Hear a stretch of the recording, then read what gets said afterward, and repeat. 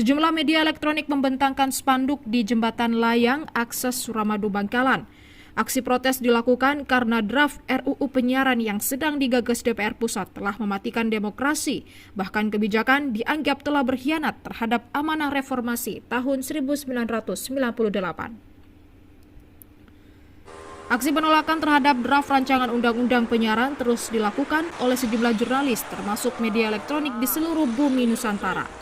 Di wilayah Pulau Garam, wilayah Bangkalan misalnya, buruh tinta dari sejumlah media elektronik yang tergabung dalam Ikatan Jurnalis Televisi atau IJTI Korda Madura Raya melakukan aksi dengan membentangkan spanduk di jembatan layang akses Suramadu sisi Bangkalan.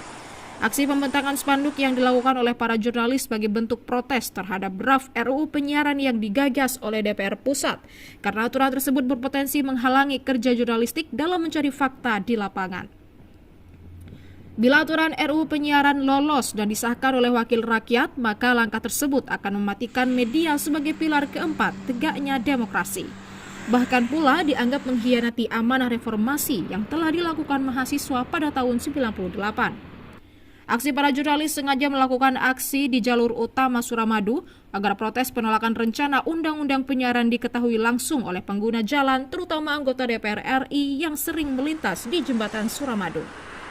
Melakukan aksi damai ini hanya bagian dari bentuk protes kami, teman-teman media, bagian dari resistensi kami terhadap DPR yang sedang membahas draft RUU penyiaran.